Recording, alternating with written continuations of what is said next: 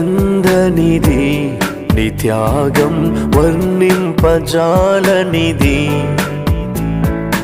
ఊసుల కందనిది నీ యాగం వివరింపజాలనిది.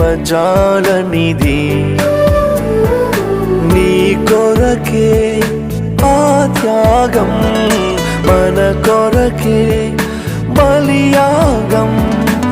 ఎంత ప్రేమయ్యా యేసు, ఎంత ప్రేమయ్యా,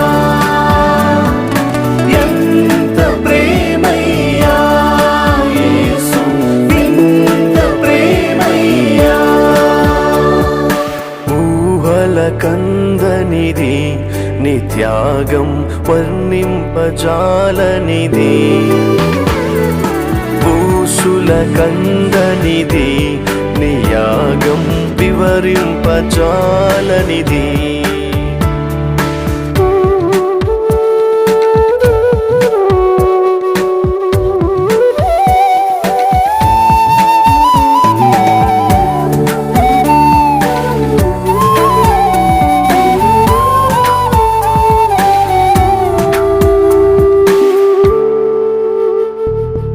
ఎవరు చూపని నీ ప్రేమ నాకై చూపిన నా దేవా, ఎవరు చేయని ఆ త్యాగం నాకై చేసిన నా ప్రభువా. ఏమని వర్ణింతును, ఏమని వివరింతును నీ గొప్ప త్యాగాన్ని యేసు, ఆ గొప్ప యాగాన్ని,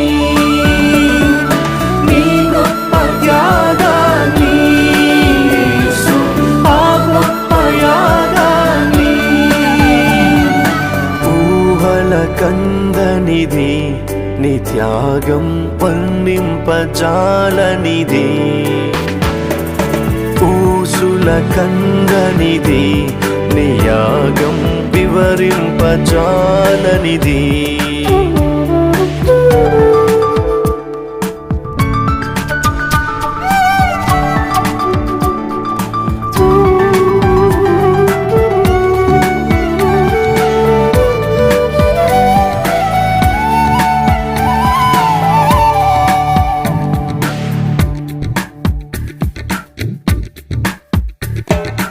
నాలో మంచి లేదనియు తెలిసి తనయునిగా పిలచి, ఎంచలేని మంచిని నాలో పెంచాలని ఎంచి, యాగమై బలియాగమై త్యాగమై ప్రాణ త్యాగమై నాకై మరణించిన యేసు, నన్ను బ్రతికించిన,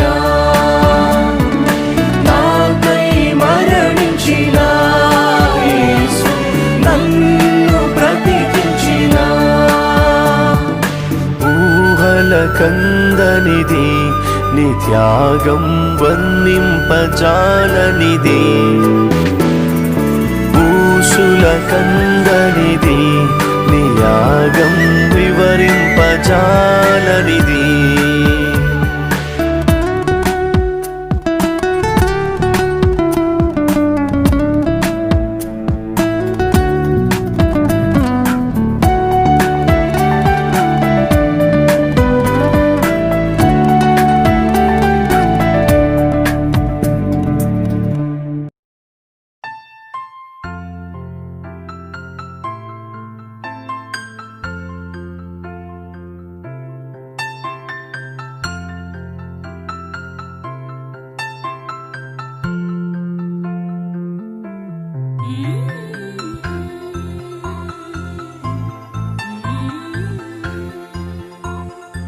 నామములో వందనాలు తెలియజేస్తున్నాం. ఈ సమయంలో అందరూ లేచి నిలబడినట్లయితే కార్యక్రమం ప్రారంభం చేసుకుందాం. నీ వాక్యము నా పాదములకు దీపము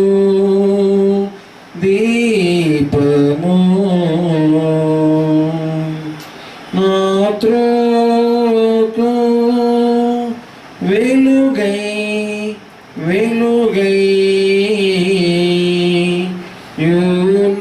యునాటి ఆ దీపము. సమస్త దేశములారా యెహోవాకు ఉత్సాహ ధ్వని చేయుడి, సంతోషముతో యెహోవాను సేవించుడి. ఉత్సాహ గానము చేయుచు ఆయన సన్నిధికి రండి. యెహోవాయే దేవుడని తెలుసుకొనుడి, ఆయనే మనలను పుట్టించెను. మనము ఆయన వారము, మనము ఆయన ప్రజలము, ఆయన మేపు గొర్రెలము. కృతజ్ఞత అర్పణలు చెల్లించుచు ఆయన గుమ్మములలో ప్రవేశించుడి.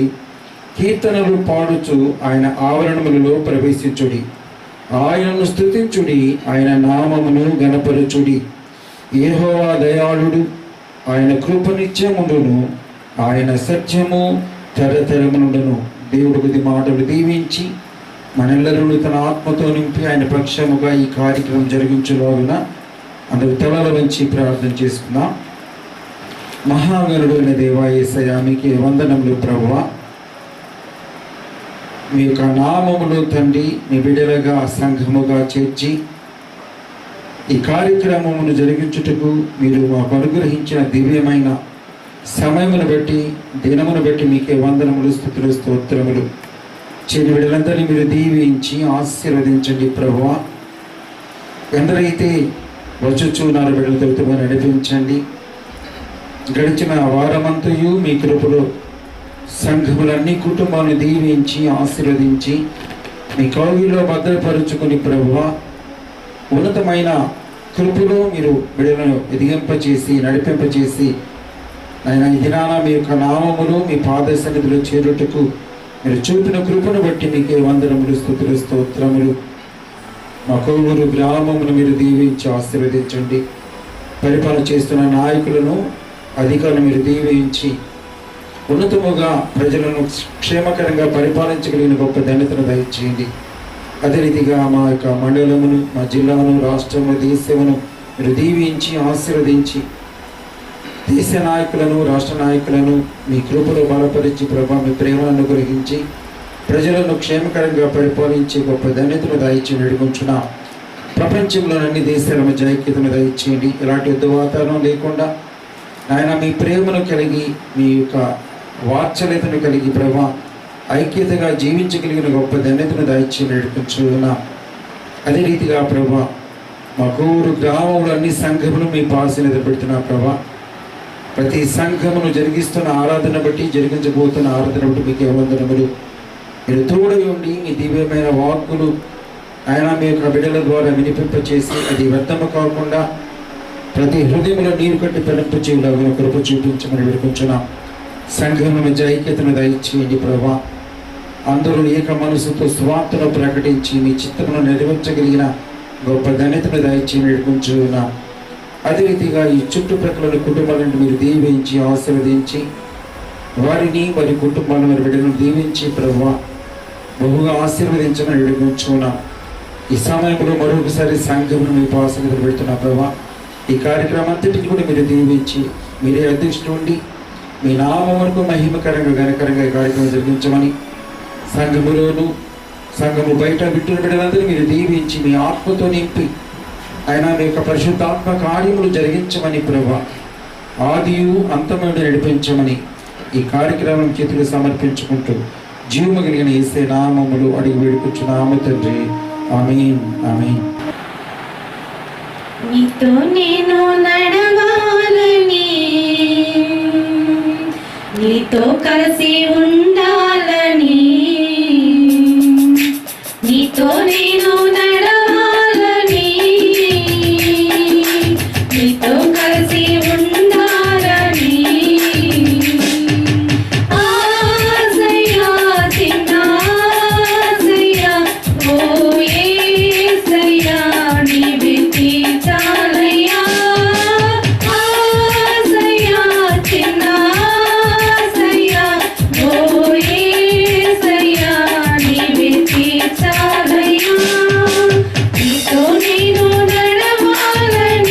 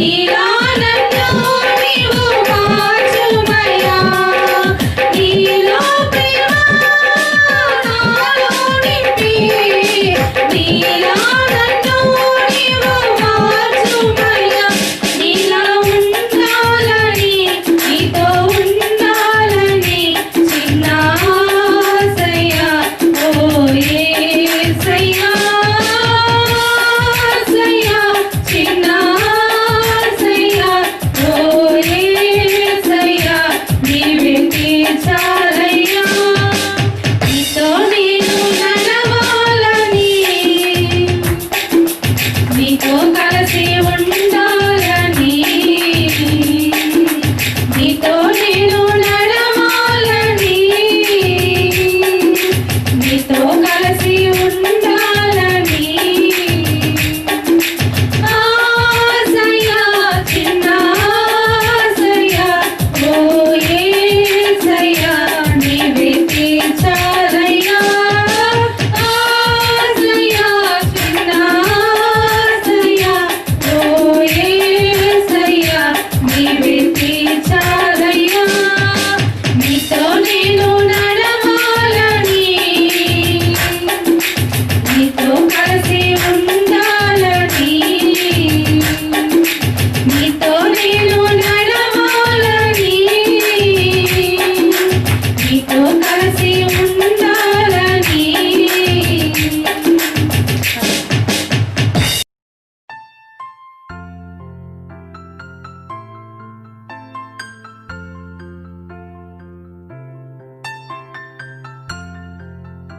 దేవుని నామములో మరోసారి వందనాలు తెలియచేస్తున్నా. ఇప్పటివరకు దేవుని నామాన్ని స్తుతించి ఆరాధించుండగా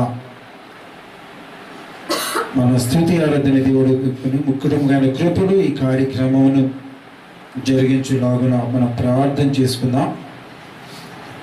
మహాపరిశుద్ధుడా యేసయ్యా మీకే వందనములు ప్రభువా. మరొకసారి మీ పాద సన్నిధికి వస్తూ ఉన్నా, మాతో మీరు మాట్లాడండి ప్రభువా. మమ్మల్ని ఉజ్జీవపరచండి. ఈ కడవరి దినాలలో మీరు మాకు తోడై ఉండి ప్రభువా, మీ దివ్యమైన వాక్కుల ద్వారా మీరు హెచ్చరింపచేసి మీ సన్నిధానములో ఎల్లప్పుడూ ఆనందించగలిగిన కృపను మాకు అనుగ్రహించి ప్రభువా, మీ నోట నుంచి వచ్చు ప్రతి వాక్కు ప్రతి మాట ప్రభు మేము విని గ్రహించి మా హృదయం నుంచుకొని నెమరు వేసుకుని ప్రభువా, లోకములో మీకు సాక్షులుగా జీవించులాగా కృప చూపించమని, మీరే మా అందరితో మాట్లాడమని మమ్మలను మీకు సమర్పించుకుంటూ జీవము కలిగిన యేసయ్య నామములో అడిగి వేడుకుంటున్నాము తండ్రి. ఆమేన్ ఆమేన్. ఈ సమయంలో మనము గడిచిన ఇది 3వ వారము, 2 వారాల నుంచి దావీదు సంకీర్తనలు 4వ కీర్తన 1వ చరణము 2వ చరణంలో కొంత భాగాన్ని మనం నేర్చుకున్నాం ఈ 2 వారములు. ఈ దినాన ఈ 2వ చరణము 3వ చరణము దేవుడు మనతో మాట్లాడుటకు సిద్ధమై చూడగా మనము జాగ్రత్తగా ఆలకించి ఆ రీతిగా నడుచుకోవాలని కోరుకుంటున్నా. మొదటి 3 వచనాలు మనం చదువుకుందాం. నా నీతికి ఆధారమగు దేవా, నేను మొరపెట్టునప్పుడు నాకు ఉత్తరమేమో. ఇరుకులో నాకు విశాలత కలుగు చేసిన వాడవు నీవే. నన్ను కరుణించి నా ప్రార్థన అంగీకరించము. నరులారా ఎంతకాలము నా గౌరవమును అవమానముగా మార్చెదరు. ఎంతకాలము ఈ వ్యర్థమైన దానిని ప్రేమించెదరు. ఎంతకాలము అబద్ధమైన వాటిని వెదకెదరు. యెహోవా తన భక్తులను తనకు ఏర్పరచుకొనుచున్నాడని తెలుసుకునుడి. నేను యెహోవాకు మొరపెట్టగా ఆయన ఆలకించును. దేవుడికి ఇది మాటలు దీవించి ఆశీర్వదించునుగాక. ఆమేన్. గడిచిన వారాల్లో మనము నేర్చుకున్న అంశాలు ఎంతో శ్రేష్టంగా దేవుడు మనతో మాట్లాడిన దేవుడు. తదుపరి గడిచిన వారం మనము నరులారా ఎంతకాలము నా గౌరవమును అవమానముగా మార్చెదరు. ఎంతకాలము వ్యర్థమైన దానిని ప్రేమించెదరు. ఎంతకాలము అబద్ధమైన వాటిని వెదకెదరు అనే మాటలు మనం నేర్చుకున్నాం. అవును, అనేక రకాలుగా దావీదు మహారాజు ఈ 2వ 3వ చరణాల్లో ఆ యొక్క దావీదు మహారాజు ప్రజలను గద్దిస్తూ ఈ మాటలు మాట్లాడుతూ ఉన్నాడు. ఈ 2 చరణాలు ఆ రీతిగా మాట్లాడుతున్నాడు, ఎంతగానో గద్దిస్తూ ఉన్నాడు. దీనికి కారణము తన యొక్క ప్రేమించిన కుమారుడే దేవుని యొక్క పరిశుద్ధ సన్నిధిలో నిలవలసిన ఆ అబ్షాలోము ఈ లోకాన్ని ప్రేమించి ఈ వ్యర్థమైన వాటి యందు మనసుంచి తన తండ్రిని చంపరు చూస్తున్నాడు. కాబట్టి అందును బట్టి ఎంతకాలము వ్యర్థమైన వాటి యందు మీరు మనస్సు ఉంచుతారు, వాటిని ప్రేమిస్తారని ఆ రీతిగా ఆయన గద్దిస్తూ ఉన్నాడు. అంతేకాకుండా ఈనాడు మనతో కూడా ఆయన ఎంతకాలము ఈ లోకములో వ్యర్థమైన వాటి యందు మనస్సు పెట్టి వాటిని ప్రేమిస్తూ నా సన్నిధిని నా యొక్క మాటలను మీరు లక్ష్య పెట్టరు అని ఈనాడు దేవుడు మనతో మాట్లాడుతూ ఉన్న దేవుడు. అదే రీతిగా ఎంతకాలము మీరు అబద్ధమైన వాటిని వెదకెదరు. ఈనాడు దేవుడు తప్ప, దేవుని యొక్క వాక్యము తప్ప, దేవుని ప్రేమ తప్ప, దేవుని యొక్క కనికరము వాత్సల్యత తప్ప, ఆయన యొక్క దయ తప్ప అన్నీ కూడా అబద్ధాలే. ఈ లోకములో ఉన్నవన్నీ కూడా అబద్ధములు. అబద్ధమైన ప్రేమ, కపటమైన ప్రేమ. ఈనాడు అందరూ కూడా ఈ లోకం వైపు చూస్తూ ఇది నిజము కాదు, నిజమైన దేవుడు పరలోకమందున్నాడు, ఆ పైనున్న వాటిని మనము వెదకాల. ఈ భూమి మీద సూర్యుని క్రింద ఉన్నవన్నీ కూడా వ్యర్థమే, అబద్ధమే, అవి మనతో వచ్చేవి కావు. కాబట్టి వీటి మీద మీరు ఎందుకు అంత మక్కువ చూపుతారని దావీదు మహారాజు ఆ యొక్క ప్రజలను ఉద్దేశించి తన కుమారుని యొక్క ఆలోచన తలంపును బట్టి ఏం చేస్తున్నాడంట, గద్దిస్తూ ఉన్నాడు. ఆ 3 మాటలు దాంట్లో ఎంతకాలము నా గౌరవమును అవమానముగా మార్చెదరు, ఎంతకాలము వ్యర్థమైన దానిని మీరు ప్రేమించెదరు, ఎంతకాలము అబద్ధమైన వాటిని మీరు వెదకెదరు అని ఆ రీతిగా గద్దించి ఈ యొక్క 3వ చరణాన్ని చూస్తున్నప్పుడు అడున్న మాట, యెహోవా యెహోవా తన భక్తులను తనకు ఏర్పరుచుకొనుచున్నాడని తెలుసుకునుడి, నేను యెహోవాకు మొరపెట్టగా ఆయన ఆలకించును. ఎంత శ్రేష్టమైన మాట. నేను యెహోవాకు మొరపెట్టగా ఆయన చేస్తాడంట, నా మొరను ఆలకించువాడు. ఎంత విశ్వాసమో దేవుని పట్ల, దేవుని యొక్క ప్రేమ పట్ల ఎంత విశ్వాసమో దావీదు మహారాజు. ఎందుకంటే అంతకు ముందుగానైనా ఆ మరణం నుంచి తప్పించి ఆ అరణ్యములోనికి ఆయన పంపించాడు. కాబట్టి ఇక్కడ కూడా ఆయన నా ప్రార్థన ఆలకిస్తాడు అని తెలియచేస్తూ ఇక్కడున్న మాట చక్కని మాట ఏంటంటే, యెహోవా తన భక్తులను తనకు ఏర్పరచుకున్నాడు. ఇది మీరందరూ తెలుసుకోవాలా, అందుకని పిలువబడిన వారు అనేకులు, ఏర్పాటు చేయబడిన వాళ్ళు కొద్ది మందిని దేవుడే చెప్తూ ఉన్నాడు.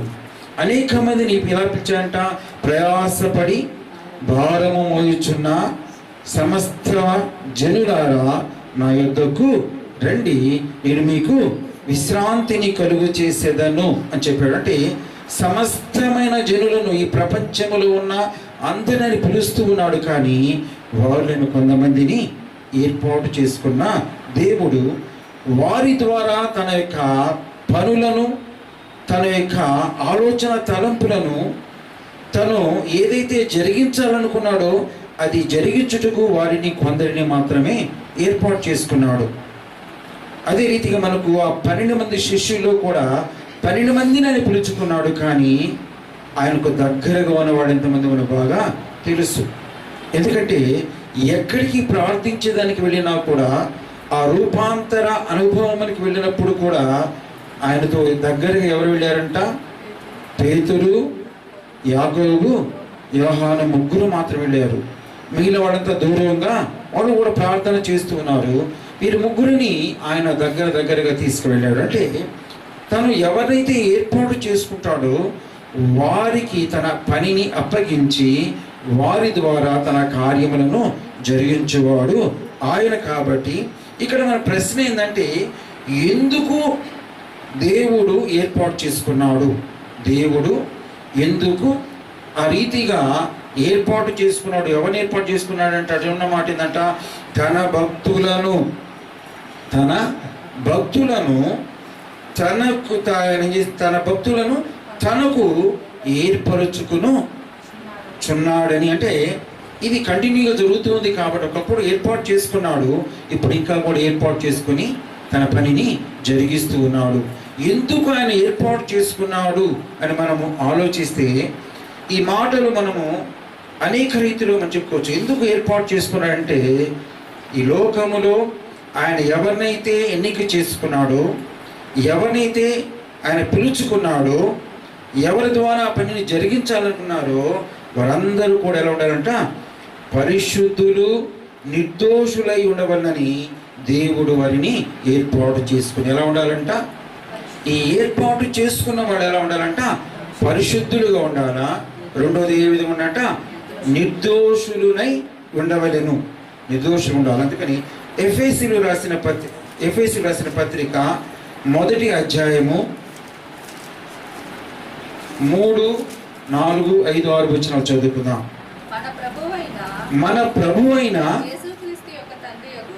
యేసుక్రీస్తు యొక్క తండ్రి యగు దేవుడు స్తుతింపబడును గాక. ఆయన క్రీస్తునందు పరలోక విషయములలో ఆత్మ సంబంధమైన ప్రతి ఆశీర్వాదమును మనకు అనుగ్రహించెను.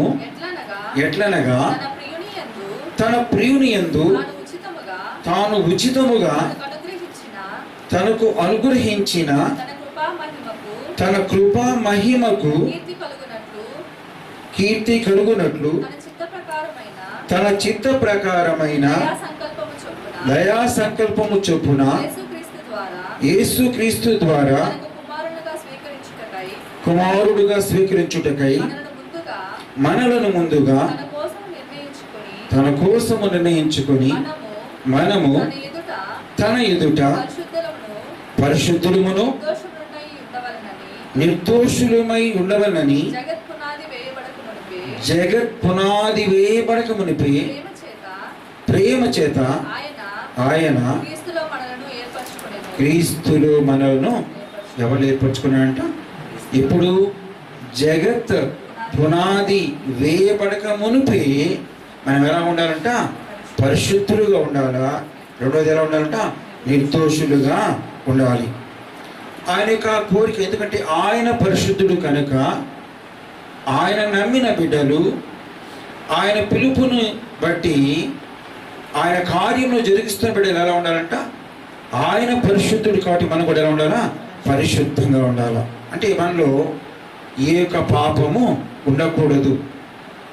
అందుకని అనేక సందర్భాల్లో అనేక మంది వ్యక్తులు ఆయన పరిశుద్ధుడు, ఆయన ఎవరంట పరిశుద్ధుడని ఈ లోక మనుష్యులు కూడా దేవుని ఎరుగుని వారు కూడా అనేక మంది ఈయన ఎలాంటి ఎవరంట పరిశుద్ధుడు, ఆయనలో ఏ దోషము కూడా లేదని ఆ సిలువ వేయబడుటకు ముందు ఆ పిలాతు చెప్పిన మాట, ఈయనలో ఏ దోషము లేదు.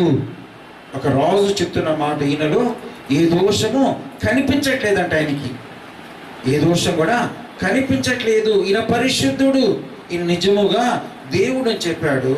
ఆ కుడి వైపున దొంగ కూడా ఈయన ఏ దోషము లేదు, ఈయనెవరు పరిశుద్ధుడు. అందుకని ఈయన దేవుడు కాబట్టి అయ్యా ఆ రాజ్యములను నీవు ఇందువల్ల దేవుడు అని గ్రహించాడు కాబట్టి, దేవుడని నమ్మినాడు కాబట్టి ఆయనను చూచినప్పుడు ఎలా ఉన్నాడంట, ఆయనలో ఏ దోషము కూడా లేదు, పరిశుద్ధంగా ఉన్నాడు, ఈయన నిజముగా దేవుడు అని నమ్మి ఈ రాజ్యములు నన్ను జ్ఞాపకము చేసుకొని ఉన్నతమైన ప్రార్థన చేశాడు. ఎవరు?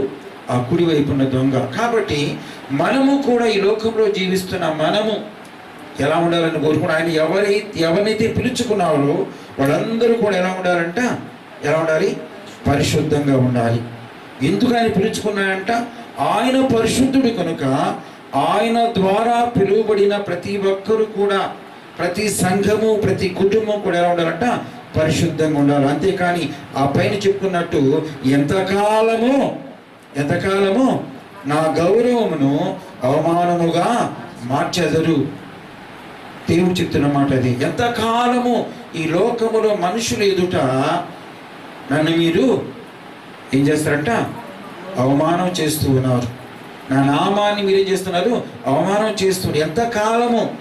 ఎంతకాలములో మీరు మార్పు వస్తుంది, ఎంతకాలము మీకు బుద్ధి వస్తుందని దేవుడు ఆయన నమ్మిన బిడ్డను అడుగుతున్నాడు. అలాగే ఇక్కడ కూడా మనము పరిశుద్ధంగా జీవించాలా. రెండోది మనలో ఏముండకూడదంట? ఏ దోషము ఉండకూడదు. ఏ దోషము అంటే అందుకని అక్కడ ఉన్న మాట ఏంటంట? నిర్దోషము ఎంచినాడు. ఎలా ఉండాలంట? నిర్దోషముగా ఉండాలని ఆయన మనల్ని ఏం చేసుకున్నాడు? ఏర్పాటు చేసుకున్నాడు. ఇలాంటి అనేక విషయాల్లో నిర్దోషంగా, ఆయనలో ఏ దోషము లేదు. అలాగే తండ్రిన దేవుడు కూడా అనేక సందర్భాల్లో అనేక మందిని 66 పుస్తకాల్లో ఈయన ఎవరంట? నిర్దోషి, ఈయన నీతిమంతుడు. ఎవరంట? నీతిమంతుడు అని దేవుని ద్వారానే వాళ్ళు ఉన్నతంగా హెచ్చించబడ్డారు. ఈలో ఏ దోషము లేదు, వీళ్ళు నీతిమంతుడు అని దేవుడే తెలియజే అనేక విషయాల్లో అనేక మందిని ఆయన రీతిగా సంబోధించాడు. రేపు ఆ తీర్పు దినాన్ని కూడా మనల్ని దేవుడు ఈయన నిర్దోషి, ఈయన కుమార్తె నిర్దోషి, ఈమెలో ఏ దోషము లేదని ఆ తీర్పు దినాన తండ్రికి సాక్ష్యము మన పక్షంగా తెలియజేవాడు మన రక్షకుడైన యేసుక్రీస్తు ప్రభు. కాబట్టి ఈ సమయంలో ఆ యొక్క పరిశుద్ధంగా జీవించిన ఒక వ్యక్తి, ఆ యొక్క పరిశుద్ధత, రెండవది ఏం చెప్పుకున్నాం? నిర్దోషముగా. ఈ 2 గుణాలు ఎవరివంట? దేవునివి. ఈ 2 గుణాలు ఎవరివి? దేవునివి. అలాంటి వ్యక్తి, ఒక చిన్న ప్రవక్త ఉన్నది మనకు బాగా తెలిసిన వ్యక్తి యోనా. ఎవరు? యోనా. అంటే యేసుక్రీస్తు ప్రభు కలిగిన లక్షణాలన్నీ ఎవరు కలిగి ఉన్నారంట? యోనా కలిగి ఉన్నాడు. అందుకని ఇక్కడ ఈ యోనా ఈ గ్రంథములో ఆ యోనా పేరు 20 సార్లు వ్రాయబడి ఉందంట. అంతేకాకుండా స్వార్థల్లో, ఈ 4 స్వార్థల్లో 9 సార్లు ఈ యోనా పేరు వ్రాయబడి ఉంది. అంతేకాకుండా రాజుల గ్రంథములో ఒకసారి, మొత్తము ఈ యొక్క 66 పుస్తకాల్లో 30 సార్లు యోనా పేరు వ్రాయబడి ఉంది. ఎందుకంటే అంత దేవునికి మాదిరికరంగా, పరిశుద్ధంగా, రెండోది ఏ దోషము లేకుండా, తన హృదయములో ఏ కపటము లేకుండా, నిస్సంకోచంగా ఎవరు ఏదన్నా కూడా అవన్నీ కూడా ఆయన ఏం చేశారంట? ఆ యొక్క గ్రంథంలో రాశారు. మనం అయితే ఏం చేస్తాం? ఎవరైనా మనం వేరే విధంగా అన్నారనుకోండి, ఏదో విధంగా ఆ మాట అన్నట్టుగా మనం చెప్పుకోం. కానీ ఆయన ఓరి నిద్రపోతా అని వాడు సంబోధించినప్పుడు ఆ మాట కూడా పరిశుద్ధ గ్రంథంలో రాయబడి ఉంది. ఓరి నిద్రపోతా అన్నప్పుడు కూడా ఈ రీతిగా అనేకము తను ఏమి దాచుకోకుండా, ఏమి జరిగిందో, ఎవరు నన్ను ఏదైనా అవమానపరుస్తారేమని ఆలోచించకుండా జరిగినది జరిగినట్లుగా ఆయన చేశాడంట. తనలో ఏ దోషం లేకుండా అన్నిటినీ కూడా ఆయన ఒప్పుకున్నాడు. కాబట్టి ఆయన ఉన్నతమైన ఒక మంచి క్రీస్తుకు మాదిరికరంగా జీవించినట్టుగా మనము చూస్తున్నాం. ఎందుకంటే ఎందుకు మనం పిలుచుకున్నాడో, ఆ యోనాను ఎందుకు పిలుచుకున్నాడో ఆ కార్యమును యోనా సంపూర్తి చేశాడు. మనల్ని ఎందుకు పిలుచుకున్నాడో మనం కూడా ఏం చేయాలంట? ఆ రీతిగా సంపూర్తి చేయాలి. ఆ రీతిగా సంపూర్తి చేయాలంటే మనం ఎలా ఉండాలంట? క్రీస్తుకు మాదిరికరంగా మనం ఈ లోకంలో జీవించాలా. పిలువబడిన మనము, ఏర్పాటు చేయబడిన మనము ఎలా ఉండాలంట? ఎలా ఉండాలని చెప్పుకున్నాము? పరిశుద్ధంగా జీవించాలా. రెండోది ఎలా ఉండాలంట? నిర్దోషంగా జీవించాలని ఆ మాటలు తెలియజేస్తూ ఉన్నారు. ఈ యోనాను గురించి మనం నేర్చుకుంటున్నప్పుడు, యోనా అనగా అర్థము ఏంటి? యోనా అనగా అందరూ ఏం చెప్తారు? చెప్పాలి, చేప అనేస్తారు. యోనా అనగా పావురము లేక తెల్ల గువ్వ. పామురము లేక తెల్ల గువ్వ. ఎందుకు ఈ యొక్క ఆయన పేరుకు ఆ యొక్క అర్థం వచ్చింది?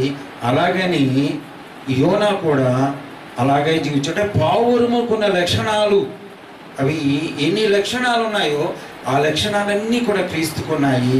ఆ లక్షణాలన్నీ కూడా ఉన్నాయంట యోనాకి ఉన్నాయి.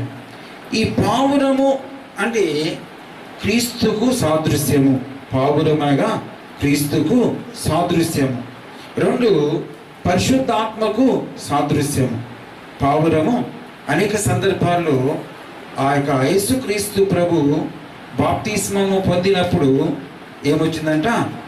పరిశుద్ధ పావురం ఆయన మీద రాలింది. కాబట్టి ఈ యొక్క పరిశుద్ధాత్మకు ఒక సాదృశ్యం యొక్క పావురము. మూడో చూస్తే ఈ పావురము సంఘమునకు సాదృశ్యం. అంటే సంఘము కూడా నిష్కపటముగా, నిష్కలంకముగా, పరిశుద్ధముగా, ఏ స్వార్థము లేకుండా సంఘము దేవుని కొరకి పనిచేయదు. ఎందుకంట ఆ సంఘమునకు శిరస్సు క్రీస్తు కాబట్టి, ఆ సంఘమునకు ఏర్పాటు చేసిన వాడు దేవుడే కాబట్టి, ఆ సంఘములో ఉన్న అందరూ కూడా ఈ రీతిగా నిష్కపటముగా, నిర్దోషంగా మనం ఈ లోకములో జీవించాలి. కాబట్టి ఈ పావురమును మనం చూస్తున్నప్పుడు అది సంఘమునకు సాదృశ్యము. నాలుగోదిగా చూస్తున్నప్పుడు ఒక విశ్వాసకి సూచనగా ఉన్నది. పావురము ఒక విశ్వాసకి సూచన. ఈ పావురం అంటే అర్థం ఏం చెప్పుకుంటే, ఈ యొక్క యోన అంటే అర్థం ఏం చెప్పుకున్నాం? పావురము లేదా గువ లేక తెల్ల గువ అని చెప్పుకున్నాం. ఎందుకంటే ఆనాడు వాళ్ళు దహబలి ఇవ్వాలంటే ఏమి ఇచ్చేవాళ్ళు అంటే గువలను ఇచ్చేవారు. ఆ గువలను బలిగా ఇచ్చేవాళ్ళు. అది ఎంతో పవిత్రంగా పరిశుద్ధంగా ఉంటుంది కాబట్టి వాటిని ఆ బలిగా ఇచ్చేవారు. అందుని బట్టి ఇక్కడ యోన అనగా పావురము, గువ్వ, తెల్ల గువ్వ అని చెప్పుకున్నాము. ఈ పావురము యొక్క లక్షణాలు చూస్తున్నప్పుడు ఎలా ఉంటుందంటే ఒక సాదృశ్య సూచన, యేసుక్రీస్తు ప్రభుకు సూచన పావురము. రెండోది దీనికంట పరిశుద్ధాత్మకు సూచన ఈ పావురము. మూడోది సంఘమునకు సూచన ఈ పావురము. నాలుగోది విశ్వాసకి సూచన. కాబట్టి ఈ రీతిగా ఈ లోకంలో చూస్తూ ఉన్నప్పుడు పరమగీతాలు 5వ అధ్యాయము 2వ వచనం చూస్తున్నప్పుడు, పరమగీతములు 5వ అధ్యాయము 2వ వచనం.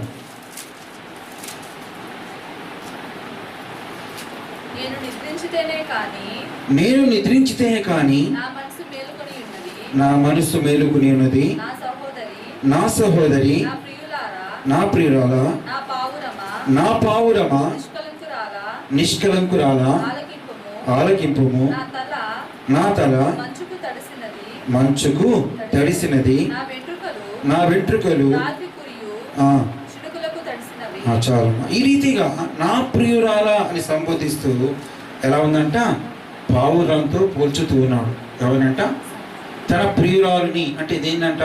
సంఘమును దేంతో పోలుస్తున్నాడంట? పావురముతో పోలుస్తూ నా ప్రియురాల అంటున్నారు. అంటే ప్రియమైన. అందుకని ప్రతి సంఘము కూడా ఈ సమస్తలు ప్రక్కన పెట్టి ప్రతి సంఘము కూడా దేవునికి ఎలా ఉండాలంట? ఒక ఆత్మీయ సంఘముగా, ఇష్టమైన సంఘముగా, ఎత్తబడే సంఘముగా, స్వార్థను ప్రకటించే సంఘముగా, ఆయన నామమును ప్రచురించే సంఘముగా, ఆయన ప్రేమను ప్రకటించే సంఘముగా, ఆయనకు ప్రియమైన సంఘముగా ఆ సంఘము, వధువు సంఘము వర్ధిల్లాలి. అందుకని ఇక్కడ కూడా ఈ పరమగీతాల్లో చెప్తున్న మాట, ప్రియురాలు పావురముతో పోలుస్తున్నాడు. కాబట్టి ఈ పావురం ఎలాంటిదంట? నిష్కలంకమైనది. ఏంటంట? ఏ కళంకము లేనిది, నిష్కలంకమైనది. అంటే సంఘము అలా ఉండాలి, ఒక విశ్వాసి అలా ఉండాలి. క్రీస్తు ఏ రీతిగా ఉన్నాడు, ఆయన ఏ దోషము లేదు. ఆ సంఘములో ఉన్న అన్ని కుటుంబాల్లో అందరూ కూడా ఆ రీతిగా ఉండాలి. అంతేకాకుండా పరిశుద్ధాత్మ వలె మనము జీవించాలని దేవుని వాక్యము తెలియచేస్తుంది.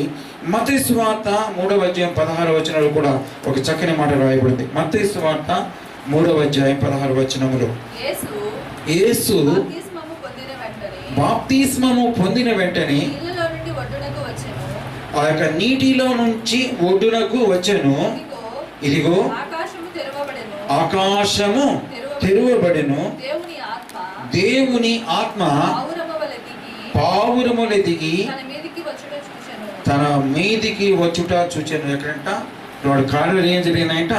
ఎప్పుడైతే బాప్తిస్మము పొంది తన తప్పిదములు ఒప్పుకొని పాతి పెట్టి తప్పిదాలు ఏమన్నాయి ఆయనకి?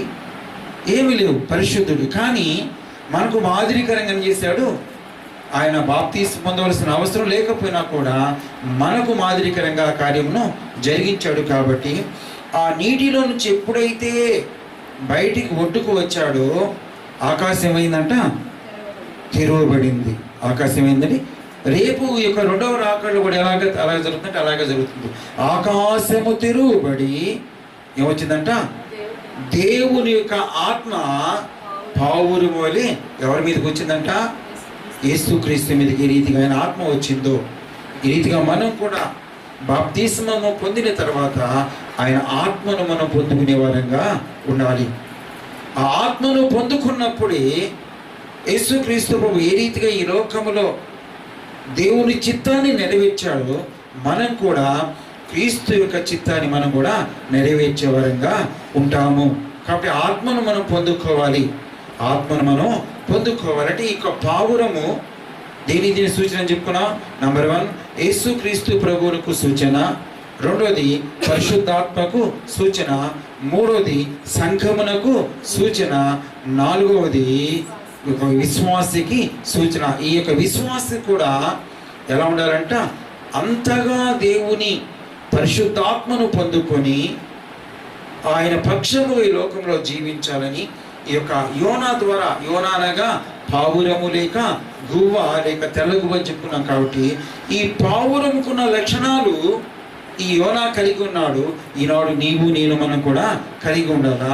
అవే లక్షణాలు దేవుడు కూడా కలిగి ఉన్నాడు. ఎవరు? ఏ దేవుడు అంటే మన కొరకు ఈ లోకానికి దిగి వచ్చి మనందరి యొక్క పాపమును శాపమును విమోచించి మనందరకు రక్షణ భాగ్యాన్ని అనుగ్రహించి ఆ శిలువలో ప్రాణం పెట్టి ఆయన స్వరక్తమిచ్చి సంపాదించుకున్న యేసుక్రీస్తు ప్రభువు ఈ లక్షణాలన్నీ కూడా కలిగి ఉన్నాడు. కాబట్టి ఆయన రక్తము ద్వారా కడుగుబడిన మనము కూడా అదే లక్షణాలు మనం కూడా ఈ లోకంలో కలిగి ఉండాలి. ఎందుకంటే ఆయన మనలను ఏర్పాటు చేసుకున్నాడు. ఏర్పాటు చేయబడిన మనము ఆయన పనిని మనము జరిగించాలా. ఎలా జరిగించాలంట? పరిశుద్ధంగా జరిగించాలా. రెండోది ఏ దోషము లేకుండా జరిగించేవారు ఉండాలి. ఈ మొదట పావురం యొక్క లక్షణాలు మనం చూస్తున్నప్పుడు పావురము ఎలాంటిదంట? నిష్కపటమైనది. నంబర్ 1 పావురము నిష్కపటమైనది. దేవుడు కూడా పరిశుద్ధుడి కాదు. ఆయన కూడా ఆయన యందు ఏ కపటము కూడా లేదు. దేవుని వాక్యమే. ఆయన యందు ఏముందంట? కపటం ఉందా? ఏ కపటము కూడా ఆయనలో లేదు. ఈ పావురములే యేసుక్రీస్తు ప్రభువు కూడా నిష్కపటముగా ఉన్నాడు. ఈ లోకములో పిలువబడిన మనము కూడా, ఏర్పాటు చేసుకున్న మనం కూడా ఎలా ఉండాలంట? దేవుని కనుదృష్టికి ఎలా జీవించాలంట? నిష్కపటులుగా జీవించాలి. ఈ వాక్యాన్ని మనం చూస్తున్నాం. మత్తయి సువార్త 10వ అధ్యాయం 16వ వచనములో మనం ఎలా జీవించాలంటే ప్రభు పిల్లలు, దేవుని నమ్మిన పిల్లలు ఎలా ఉండాలంట? నిష్కపటముగా జీవించాలి. చదువుతారా? ఇదిగో తోడేళ్ల మధ్యకు గొర్రెలను పంపినట్లు నేను మిమ్మల్ని పంపుచున్నాను.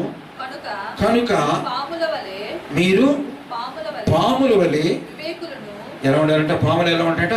వివేకమును పావురముల వలె నిష్కపటులుగా ఉండాలని దేవుడు తెలియజేస్తుంటే పావురములు ఎలా ఉంటాయంట? నిష్కపటముగా ఉంటాయి. పాము అయితే వివేకాన్ని కలిగి అది జీవిస్తుంది. దాని యొక్క ఆ స్పర్శ ఎక్కడైనా వస్తుంది తెలిసి వెంటనేది జాగ్రత్త పడి వెళ్ళిపోతూ ఉంటుంది. అంతటి వివేకము అంటే దుష్టులకు దూరముగా ఉండాలి. కాబట్టి అది ఈ మనుష్యులకు ఆ యొక్క ఉన్న పాముకున్న విభేదం అదే. కాబట్టి ఎప్పుడైనా ఆ శబ్దం వచ్చినప్పుడు ఇది చాలా జాగ్రత్తగా తప్పించుకొని వెళ్ళిపోతూ ఉంటుంది. ఈ పావురములో ఏముందంట? ఏ కపటము కూడా లేదు అని తెలియజేస్తుంది. అంతేకాకుండా తిమోతిని మనం చూస్తున్నప్పుడు ఆయన విశ్వాసములో నిష్కపటమైన విశ్వాసము కలిగి ఈ లోకంలో జీవించడం. ఎవరంట? తిమోతికి రాసిన 2వ పత్రిక 1వ అధ్యాయము 5వ వచనం చూస్తున్నప్పుడు, తిమోతికి రాసిన 2వ పత్రిక 1వ అధ్యాయము 5వ వచనం చూస్తున్నప్పుడు,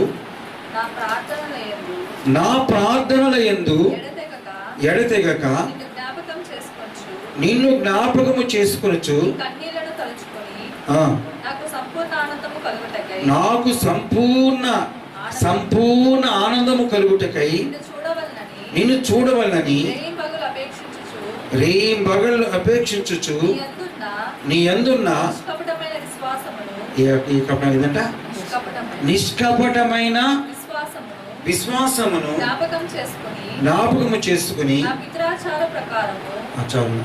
అంటే నీ యందున్న ఎవరు ఉందనంట, దేవుని ఎందు ఉందంట నిష్కపటమైన విశ్వాసం.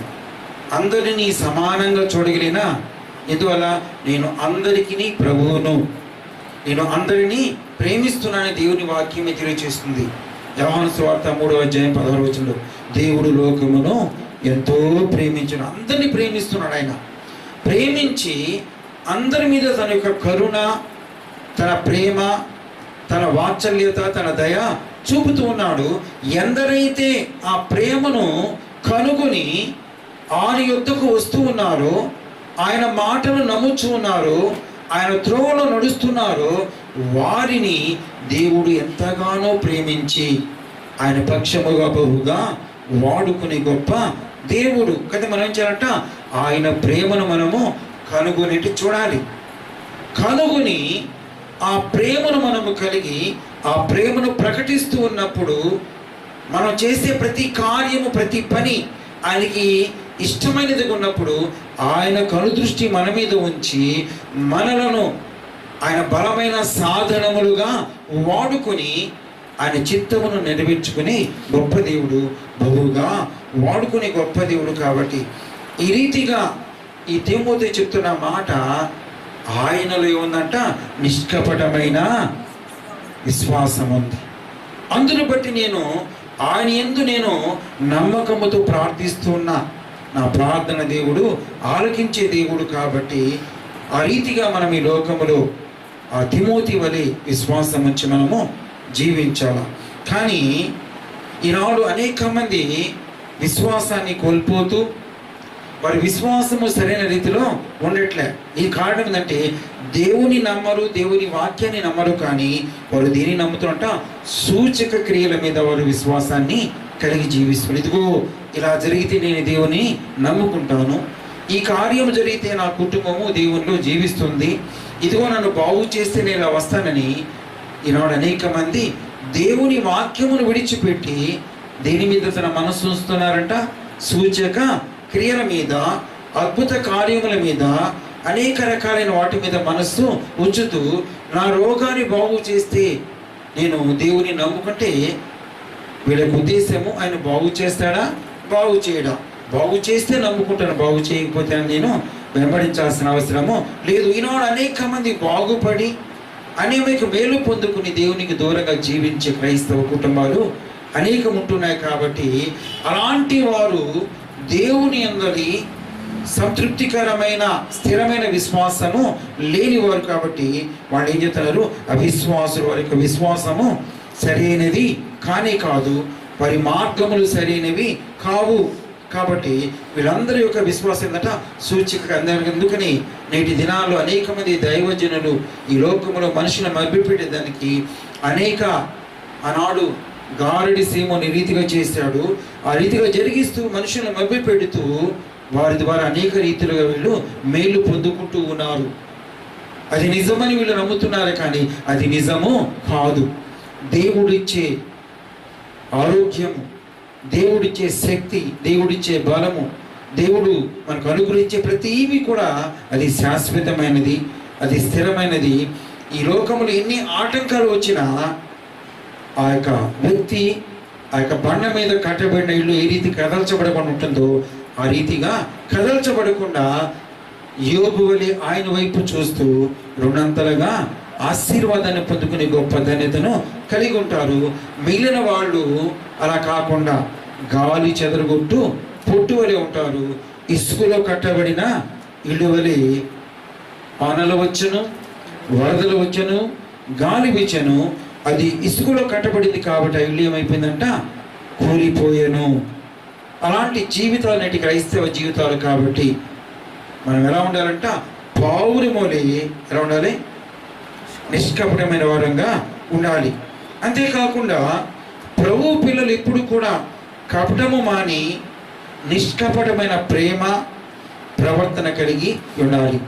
దేవుని నమ్మిన బిడ్డలు, ఆయన కలిగిన బిడ్డలు, ఆయన ప్రేమించే బిడ్డలు, ఆయన ద్వారా ఎన్నిక చేయబడిన బిడ్డలు ఎలా ఉండాలంట?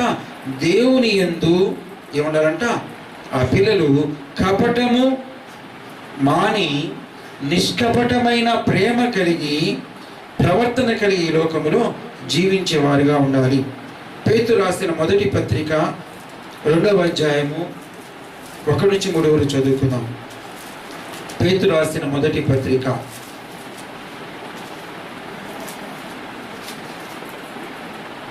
2వ అధ్యాయం. ప్రభువు దయాళుడని రుచి చూచి ఉన్న ఎడల ప్రభు ఎలాంటి వాడంట? దయాళుడు. మీరు రుచి చూచి ఉన్నాడలా సమస్తమైన దుష్టత్వమును సమస్తమైన దీన్ని విడిచిపెట్టాలి. మనం దుష్టత్వమును విడిచిపెట్టాలి.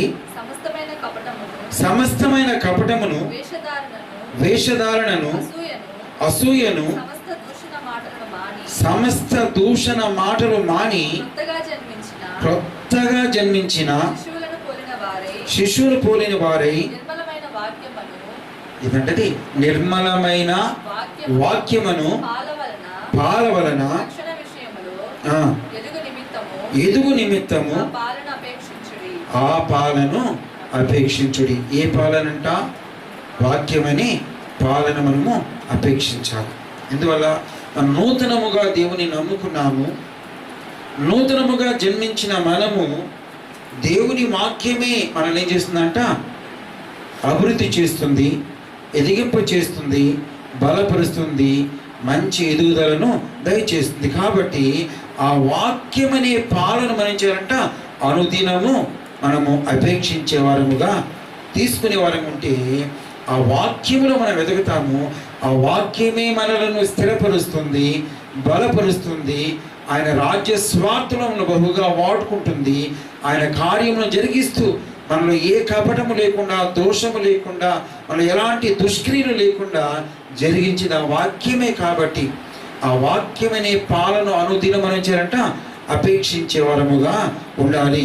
కాబట్టి రీతిగా మనము ఏం చేయాలంట? దేవుని నమ్మిన ప్రతి వ్యక్తి కూడా, ప్రతి బిడ్డ కూడా కపటమును మాని నిష్కపటమైన ప్రేమను మనం ఈ లోకంలో కలిగి జీవించాలా. ఆ ప్రవర్తన కలిగి జీవించినప్పుడు దేవుడు వారిని బహుగా వాడుకునే దేవుడు. ఇది పావురము యొక్క మొదటి లక్షణము. యేసుక్రీస్తు ప్రభు యొక్క మొదటి లక్షణం. యోనా అనుసరించిన మొదటి లక్షణము అది. ఆయన ఏ కపటము కూడా లేదు. రెండోదిగా చూస్తున్నప్పుడు పావురం ఎలాంటిదంట? పవిత్రమైనది. పావురము పవిత్రమైనది. ఎందుకంటే పవిత్రమైన వాటిని బలికి అర్పణగా ఇచ్చేవారు అన్నాడు. అందుకని ఉన్న యొక్క యెరూషలేము దేవాలయంలో ఈ గొవ్వలు ఇవన్నీ కూడా వ్యాపారం చేస్తున్నప్పుడు యేసుక్రీస్తు ప్రభు అక్కడికి వచ్చినప్పుడు ఇది ఏందంట? సమస్త జనులకు ప్రార్థనా మందిరము, ఇది దేవుని మందిరం అని చెప్పి, ఇది వ్యాపార స్థలము కాదని చెప్పి ఏం చేస్తంట వాటన్నిటినీ కూడా విడిపించినట్లుగా చూస్తున్నాం. ఎందుకు వాళ్ళు అక్కడ వాటిని ఉంచేవారు అమ్ముతున్నారంటే దేవుని సన్నిధానములో బలిగా ఇచ్చుటకు అవి ప్రత్యేకించబడ్డవి. కాబట్టి ఆ రీతిగా ఈ యొక్క ఉన్న యొక్క పావురము దేనికి గుర్తంట? బలికి అర్పణకు గుర్తుగా ఉన్నది. ఈ యొక్క బలికి అర్పణగా గుర్తుగా ఉన్నది. కాబట్టి యేసుక్రీస్తు ప్రభు కూడా ఈ లోకములో పాపమును శాపమును నుంచి విమోచన కలిగించుటకు ఈ లోకమునకు ఆయన ఎలా వచ్చాడంట? వధించబడే గొర్రె పిల్లగా వచ్చాడు.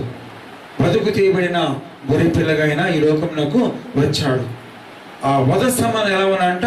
మౌనిగా ఉంటూ ఉన్నాడు. కాబట్టి ఆ రీతిగా ఈ లోకంలో ఉన్న పాత నిబంధన గ్రంథంలో ఉన్న ఈ బలులన్నీ కాదు, కానీ పరిశుద్ధుడు పవిత్రుడైన యవన రక్తము ఎవరైతే చిందిస్తారో, దేవుని కుమారుడిగా ఎంచబడి ఎవరైతే చిందిస్తారో ఆ రక్తము ద్వారా పాప క్షమాపణ, పాప విమోచన దొరుకుతుంది. కాబట్టి ఈ రీతిగా ఈ లోకంలో ఉన్న పాపమును శాపమును విడిపించుటకు, తప్పించుటకు ఆయన ఏం చేస్తాడంట? ఈ లోకంలో ఉన్న అందరి కొరకు తన ప్రాణమును పెట్టిన దేవుడు. అందరి కొరకు ఆ శిలువలో తన రక్తమును కార్చి ఆ రక్తము ద్వారా మనం ఏం చేసుకున్నాడు? ఆయన కొన్న దేవుడు. ఆ రక్తము ద్వారా మన పాపములను ఆయన కడిగిన దేవుడు. కాబట్టి ఈ పావురము ఏ రీతిగా బలికి అది వినియోగిస్తామో ఈ లోకంలో ఇవన్నీ కాదు, పక్షులు లేక గొర్రెలు కోడెలు రక్తము కాదు, కానీ అది పరిశుద్ధుడైన యేసుక్రీస్తు ప్రభు రక్తము ద్వారా పాప క్షమాపణ దొరుకుతుందని ఆయనే పవిత్రుడుగా ఈ లోకములో ఆయన రక్తమును కార్చిన దేవుడు. ఎందుకంటే అనేక విషయాలు మనం యాకోబు పత్రిక 1వ అధ్యాయము 27వ వచనం చదువుకుందాం. యాకోబు పత్రిక 1వ అధ్యాయం 27వ వచనం.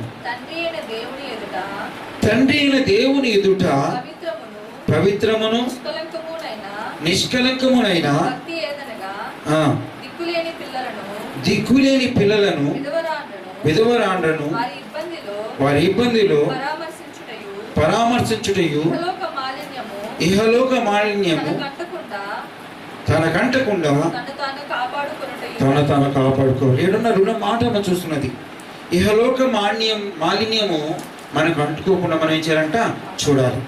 ఈ లోక ఆశలు, ఈ లోక సమయాన్నింటినీ మనం అంటకుండా చూసుకోవాలంట. మొదటిది చెప్పిన మాట ఏంటంటే, ఎవరంటే వాళ్ళు విధవరాండ్రు అని ఒకటి చెప్పారు. ఆ ముందున్న మాట ఎవరు? తల్లి దిక్కులేని పిల్లలు రెండు ఇచ్చున్నారు. ఇది ఆత్మీయంగా చూస్తూ ఉన్నప్పుడు మనకు ఈ లోకపరంగా చూడొచ్చు.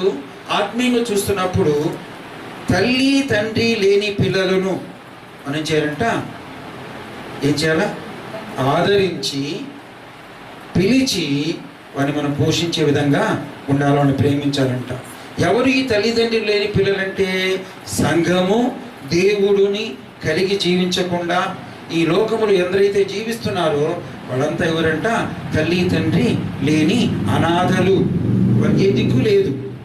అయితే మనకైతే దిక్కు ఉన్నది.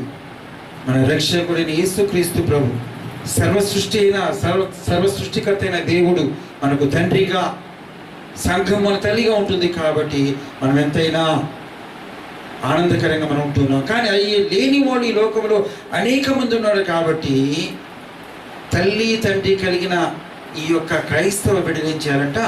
వారిని ఆదరించి, వారిని ప్రేమించి, వారు ఏ దిక్కు లేకుండా ఏ మార్గానికి వెళ్ళాలో తెలియకుండా జీవిస్తున్నారు. కాబట్టి యేసుక్రీస్తు ప్రభు నిజమైన మార్గము, ఆ మార్గము ద్వారా పరలోక రాజ్యము, ఆ మార్గములోని శాంతి సమాధానము, ఆ మార్గము ద్వారా సంతోషము, ఆ మార్గము ద్వారా ఉన్నతమైన ప్రేమ అని తెలియచేసి వారిని ఎక్కడ చేర్చాలంట? తల్లి సంఘమునకు వారిని చేర్చాలి. రెండవదిగా ఎవరి గురించి చెప్పున్నారు? ఎవరంట? విధవరాండ్రు గురించి చెప్తున్నారు. విధవరాండ్రు అంటే ఎవరు? భర్త చనిపోయిన వారు. కాబట్టి ఇక్కడ కూడా మనం ఆలోచిస్తే ఆత్మీయంగా భర్త చనిపోయిన వారంటే, భర్త చనిపోలా, భర్త ఉన్నాడు. కానీ ఈ భార్య వధువు సంఘము, ఈ వధువు కుటుంబములు వ్యక్తులు ఏం చేస్తారంట? దేవుని విడిచి దేవునికి విరుద్ధంగా జీవిస్తూ ఉన్నారు. కాబట్టి అలాంటి బిడ్డలను దేవుని నమ్మిన బిడ్డలు ఏం చేయాలంట? మనం చెప్పుకున్నాం, ఎందుకైతే మనం పిలుచుకున్నాడు, ఎందుకు మనం ఏర్పాటు చేసుకున్నా అంటే అలాంటి వారిని మనం చేయాలంట? ఆదరించి, ప్రేమించి, స్వార్థను ప్రకటించి వారిని మరలా దేవుని చెంతకు చేర్చి దేవుని సన్నిధానములో ఆ బిడ్డలను ఉన్నతంగా నడిపించే వరంగా ఉండాలి. అప్పుడే దేవుడు మనం చేసే కార్యములను బట్టి మనకు దేవుడు ఉన్నతముగా ఆశీర్వదించి ఆయన పక్షంగా నడిపిస్తాడు. అప్పుడు మనము దేవుని యొక్క ప్రేమను ఎలా ప్రకటిస్తున్నామంట, ఎలా ప్రచురిస్తున్నామంటే పవిత్రమైన పెదవులతో, పవిత్రమైన హృదయముతో ఆయన నామాన్ని మనం చేస్తున్నామంట, ప్రచురము చేస్తున్నాం. కాబట్టి ఈ పావురము అని మనం ఎలా ఉండాలంట? మొట్టమొదటిది ఎలా ఉండాలంట? పావురం ఎలా ఉంటుంది? నిష్కపటముగా ఉంటుంది. రెండోది ఎలా ఉందంట? పవిత్రమైనదిగా ఉంటుంది.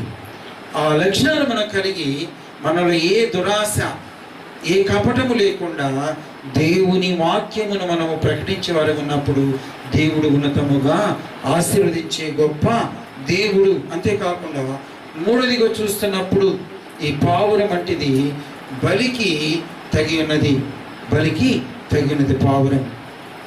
ఈ అంతకుముందు ఉన్న ఆ యొక్క గ్రంథాలు మనం చూస్తున్నప్పుడు ఆ పాత్ర గ్రంథంతా కూడా బలి దేని ద్వారా ఇచ్చారంట, పావురాలను బలిగా ఇచ్చేవారు. కాబట్టి ఈ పావురము పవిత్రముగా ఉంటుంది, నిష్కలంగా ఉంటుంది, ఏ దోషము లేదు. కాబట్టి ఈ పావురాలు ఏం చేసేవాడు, దేవునికి బలిగా ఇచ్చేవాడు. అందుకని దావీదు మహారాజు 51వ సంకీర్తనలో ఏం చెప్పాడంటే, అయ్యా నీవు బలిని కోరువాడవు కాదు, కోరిన నేను నీకు అర్పించేదను, దహన బలి నీకు ఇష్టమైనది కాదు, విరిగి నలిగిన మనసే దేవునికి ఇష్టమైన బలి. ఆనాడు ఈ పాపము దోషాన్ని పోగొట్టారంటే ఏం చేయాలంట, బలులు ఇచ్చేవాడు.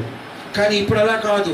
ఈ లోకంలో ఉన్న సర్వమానవాళి కొరకు దేవుడు బలిగా ఆయనే తన స్వరక్తం ఇచ్చి ఈ పాప శాపము తొలగించాడు. కాబట్టి ఇప్పుడు మనం బలులు అవసరం లేదు. కోడల యొక్క రక్తము కానీ, పొట్టేళ్ళ యొక్క రక్తము కానీ, మేకల యొక్క రక్తము కానీ, పావురాల యొక్క రక్తం అవసరము లేదు. పవిత్రమైన రక్తము యేసుక్రీస్తు ద్వారా చిందించాడు. కాబట్టి ఇది నిజమైన బలి. అందుకని పావురము బలికి తగి ఉన్నది. కాబట్టి ఈ మాటలు మనం చూస్తున్నప్పుడు రోమిలి రాసిన పత్రిక 12వ అధ్యాయము 1-2 వచనాలు చూస్తున్నప్పుడు క్రీస్తు నమ్మిన వారు ఎలా ఉండాలంటే సజీవ యాగముగా తమ శరీరములను దేవునికి సమర్పించుకునే వారముగా ఉండాలి. ఎందుకంటే ఆయన మనందరి కొరకు సజీవ యాగముగా తన ప్రాణమును సమర్పించిన దేవుడు. కాబట్టి ఈనాడు మనము కూడా ఆ రీతిగా మనల్ని మనం ఆయనకు సంపూర్ణముగా మన హృదయాలు ఇచ్చారంట సమర్పించాలి, మన సమయాన్ని సమర్పించాలి. దేవుడు మనకు అనుగ్రహించిన ఈవులను ఆయన సేవార్థమై మనం సమర్పించి దేవుని కొరకే మనం ఈ లోకంలో సంపూర్ణంగా జీవించగలిగినప్పుడు దేవుడు ఉన్నతంగా ఆశీర్వదించి ఉన్నతంగా నడిపించే గొప్పది. చదువుతారా? కాబట్టి సహోదరులారా పరిశుద్ధమును దేవునికి అనుకూలమునైన సజీవ యాగముగా తమ శరీరములను ఆయనకు సమర్పించుకునుడని దేవుని వాత్సల్యమును బట్టి మిమ్మల్ని బ్రతిమాలుకొనుచున్నాను. ఆ రీతిగా ఆయన దేవుని యొక్క వాత్సల్యమును బట్టి అపోస్తలుడైన పౌలు రోమా సంఘంతో మాట్లాడుతూ మిమ్మల్ని ఏం చేస్తున్నాను, బ్రతిమాలుకొనుచున్నాను. ఈనాడు క్రైస్తవ సంఘాలలో ఉంటున్న క్రైస్తవ కుటుంబాలతో, క్రైస్తవ బిడ్డలతో దేవుడు మాట్లాడుతున్నాడు. ఆయన ఎంతగానో బ్రతిమాలుచున్నాడు. నా మాటను బట్టి మీరు, నా పిలుపును బట్టి, నా స్వరమును బట్టి మీరు విని నా యొద్దకు రండి, నేను మీకు విశ్రాంతిని కలుగు చేస్తాను. నా మాట వినండి, మీకు ఏది అవసరం అడుగుడు నేను అనుగ్రహించే దేవుడను, సమస్తం నేను సమకూర్చి జరిగిస్తానని ఎంతో ఎంతో ప్రేమతో ఆయన తెలియజేస్తున్నా కూడా ఈనాడు మనం ఆయన మాట వినలేని స్థితిలో ఉంటూ ఆయనకు దూరంగా జీవిస్తూ ఆయన యొక్క నామముని ఈ లోకములో అనేకులు ఎదుట అవమానము చేస్తూ మనము హెచ్చించుకుంటూ జీవిస్తున్నాం. దేవుడు మనం చేస్తున్న కార్యములను బట్టి ఎంత వేదన చెందుతున్నాడు, ఎంత దుఃఖిస్తూ ఉన్నాడు, ఎంతగా ప్రాధాన్యపడుతున్నాడు, ఎంతగా మన కొరకు విజ్ఞాపన చేస్తున్నాడు. మనం గుర్తిరిగి ఈ లోకములో ఆయన మన కొరకు ఆ సిలువలో సజీవ యాగముగా తమ శరీరాన్ని ఏ రీతిగా సమర్పించుకున్నాడు. రక్షించబడిన మనము, ఏర్పాటు చేయబడిన మనము ఎలా ఉండాలంట, ఆయన పరిచర్యలో సజీవ యాగముగా మనం ఆయనకు సంపూర్ణంగా సమర్పించుకొని ఆయన సేవలో కొనసాగాలని ఆయన ఆశ తీరా చూస్తున్నాడు. కాబట్టి ఆయన ఆశను మనం తీరుస్తూ తద్వారా ఉన్నతమైన మహిమను పొందుకునే గొప్ప ధన్యత దేవుడు మనకు అనుగ్రహించుతుండగా ఆ మహిమను మనం పోగొట్టుకోకుండా ఆ మహిమ రాజ్యంలో మనం నివసించాలంటే ఆయనను వెంబడిస్తూ ఆయన పిలుపును బట్టి ఆయన ఎందుకైతే మనం ఏర్పాటు చేసుకున్నాడో ఆ రీతిగా జీవిస్తూ ఈ లోకంలో కొనసాగితే దేవుడు ఉన్నతముగా ఆశీర్వదించి నడిపించే గొప్ప దేవుడు.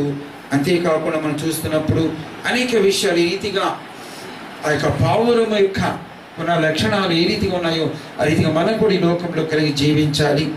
అంతేకాకుండా ఈ పావురము యేసుక్రీస్తు ప్రభువుకు సూచనగా ఉన్నది, పరిశుద్ధాత్మకు సూచనగా ఉన్నది, సంఘానికి సూచనగా ఉన్నది, ప్రతి విశ్వాసకి సూచనగా ఉన్నది. కాబట్టి మనమంతా కూడా ఆ రీతిగా జీవిస్తూ ఆయన ఎందుకైతే ఏర్పాటు చేసుకున్నాడో ఆ ఏర్పాటును బట్టి ఈ లోకంలో మనము ఎలా జీవించాలని చెప్తున్నాడు, హెచ్చరిస్తున్నాడు, గద్దిస్తున్నాడు. దావీదు మహారాజు ఏం గద్దిస్తూ ఉన్నాడు, ఏం చేస్తున్నాడు? ఎందుకు ఏర్పాటు చేసుకున్నాయంటే మీరు పరిశుద్ధంగా జీవించాలా. రెండోది ఎలా జీవించాలంట? నిర్దోషులుగా మనము ఉండాలని ఆయన మనం ఏర్పాటు చేసుకున్నాడు. కాబట్టి ఆ రీతిగా మనం ఈ లోకంలో జీవిస్తూ ఆయన ప్రేమను కలిగి ఆయన కృపలో వర్ధిల్లాలా. అంతేకాకుండా ఆయన ఎందుకు మనం పిలుచుకున్నాడో మనం చూస్తున్నప్పుడు ఆయన చెప్పిన మాట, ఆయన గుణాతిశయములను ప్రచురము చేయుటకు ఆయన ఏర్పరచు కొనెను. పేతురు రాసిన మొదటి పత్రిక 2వ అధ్యాయము 9వ వచనం మనం చూస్తున్నప్పుడు మనం ఏం చేయాలంటే, ఎందుకు ఆయన మనల్ని ఏర్పాటు చేసుకున్నాడంట? ఆయన యొక్క గుణాతిశయములను, ఇప్పుడు మనం అదే చెప్పుకున్నాం, యోనా అంటే పావురాన్ని గురించి చెప్పుకున్నాం. ఆ రీతిగా ఆయన యొక్క గుణము, ఆయన యొక్క లక్షణాలు, ఆయన యొక్క మాదిని మనము దీనికంట ప్రచురము చేటి లోకములో మనము కలిగి అనేకులకు తెలియచేయుటకు దేవుడు మనలను ఏర్పాటు చేసుకునేను. కాబట్టి మనము ఆ రీతిగా ఈ లోకంలో జీవించాలి. చదవండి ఒకసారి. అయితే మీరు చీకటిలో నుండి ఆశ్చర్యకరమైన తమ వెలుగులోనికి మేము పిలిచినవని ఎవరైతే మిమ్మల్ని పిలిచాడో వాని గుణాతిశయములను ప్రచురము చేయు నిమిత్తము ఏర్పరచబడిన వంశమును రాజులైన యాజక సమూహముగా పరిశుద్ధ జనమును దేవుని సొత్తు అయిన ప్రజలై ఉన్నారు. ఆమేన్. పనులంట పరిశుద్ధ జనము, ఆయన సొత్తైన ప్రజలము. నీ చల్లని నీడలో నీ చక్కని సేవలో నా బ్రతుకు సాగనిన్నయా యేసయ్యా, నా బ్రతుకు సాగనిన్నయా, నా బ్రతుకు సాగనిన్నయా యేసయ్యా, నా బ్రతుకు సాగనిన్నయా. నీ చల్లని నీడలో నీ చక్కని సేవలో నా బ్రతుకు సాగనిమ్మయా యేసయ్యా, నా బ్రతుకు సాగనిమ్మయా. ఏర్పరచబడిన వంశము రాజులైన యాజకులుగా చేసితివి. ఏర్పరచబడిన వంశము రాజులైన యాజకులు చేసితివి. పరిశుద్ధ జనముగా సొత్తైన ప్రజలుగా నీ కొరకే జీవించుట నాకు భాగ్యము. పరిశుద్ధ జనముగా సొత్తైన ప్రజలుగా నీ కొరకే జీవించుట నాకు భాగ్యము. నీ చల్లని నీడలో నీ చక్కని సేవలు నా బ్రతుకు సాగనిమ్మయా యేసయ్యా, నా బ్రతుకు సాగనిమ్మయా. ఈ మాటలను బట్టి ఆయన చల్లని నీడలు, ఆయన చక్కని సేవలో మనం జీవించాలని, ఆ రీతిగా జీవిస్తూ ఏర్పరచబడిన వంశముగా, రాజులైన యాజక సమూహముగా, పరిశుద్ధ జనముగా, సొత్తైన ప్రజలుగా ఆయన కొరకు మనము జీవిస్తూ ఆయన సన్నిధిలో మనం ఆనందిస్తూ, నన్ను ఆదరించు దేవా, నన్ను కాపాడు దేవా, నీ పక్షంగా నడిపించాయి అంటూ మనం ప్రార్థన చేసినప్పుడు దేవుడు ఉన్నతముగా మనలను, మన కుటుంబాలను, మన సంఘాలను, బిడ్డలను దేవుడు దీవించి ఆయన పక్షముగా వర్ధన చేసి నడిపింపచేయునుగాక. ఆమేన్, ఆమేన్, ఆమేన్.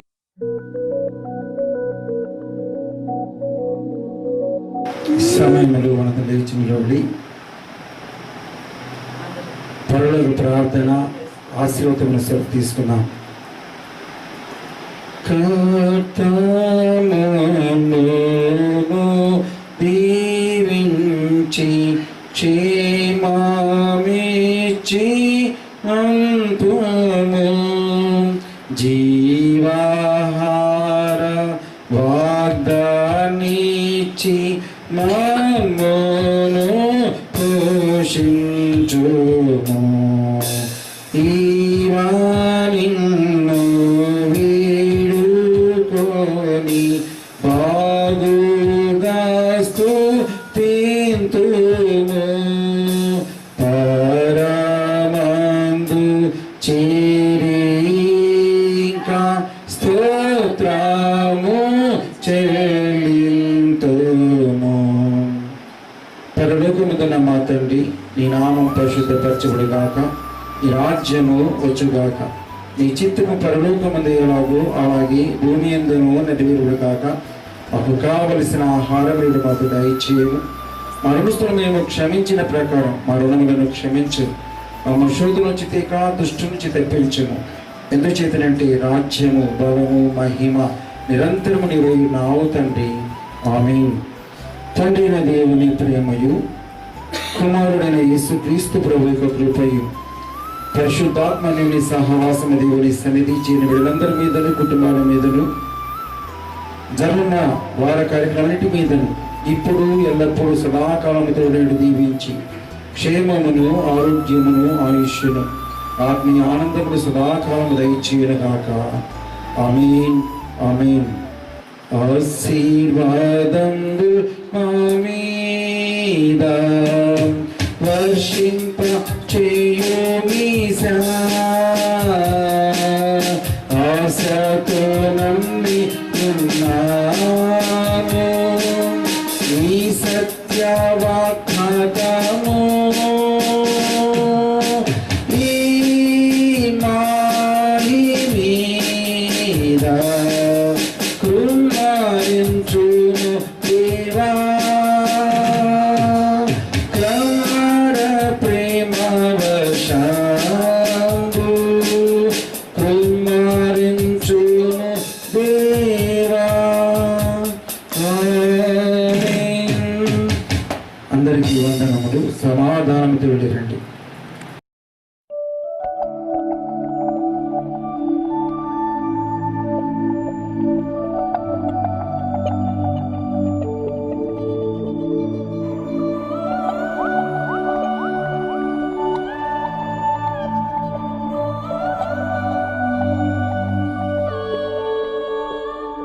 సేవకులారా, సువార్తికులారా, యేసయ్య కోరుకున్న శ్రామికులారా, సేవకులారా, సువార్తికులారా, మీ మాదిరికై వందనము.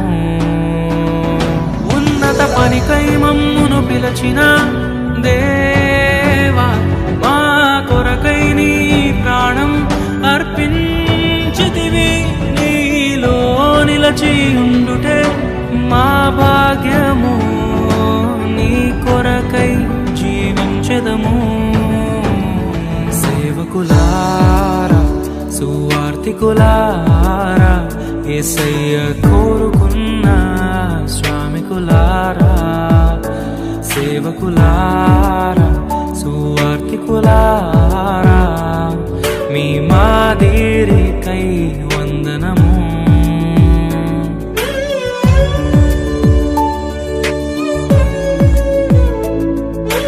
మనకంటే ముందుగా వెళ్ళిపోయిన వారి కంటే మనము గొప్పవారము కాదు, మనము మంచివారము కాదు, మనము ఎంత మాత్రము శ్రేష్ఠులము కాదు.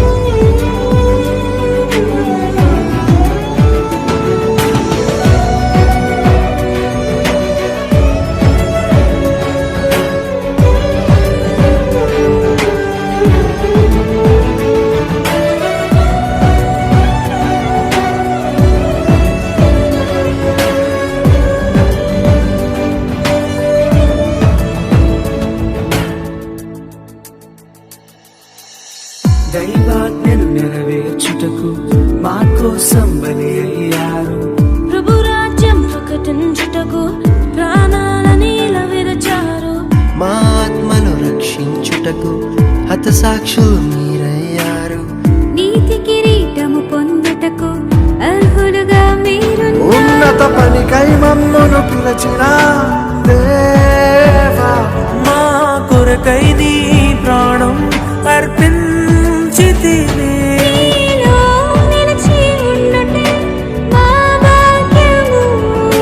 నీ కొరకై జీవించదము. ఘటాన్ని ఘనంగా కాపాడుకోవాలి. నీ శరీరం దేవుని ఆలయం ఇది. మీరు విలువ పెట్టి కొనబడిన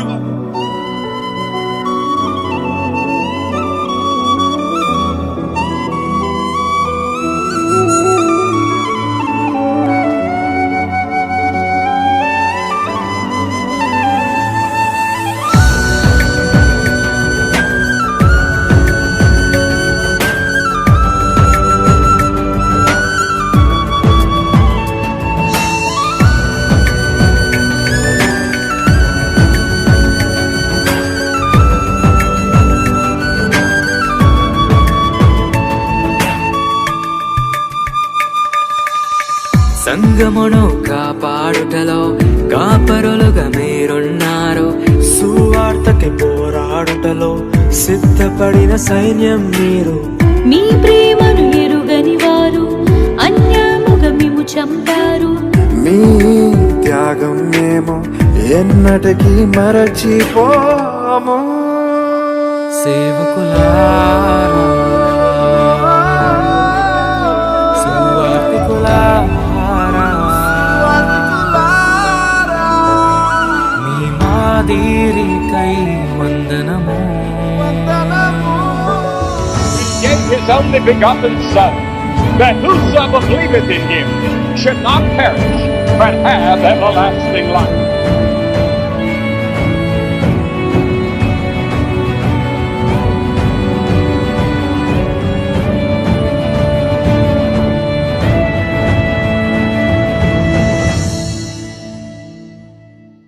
సువార్తను అందించుటకు ఎన్నో హింసలు పొందారు. ఆకలితో మోకాళ్ళుని సంఘమును పోషించారు. మాకు మాదిరి చూపించుటకు క్రీస్తును పొడి జీవించారు. మీ జత పరివారమే మేము, మీ జాడలో ఇక పనికై మమ్మును విరచిన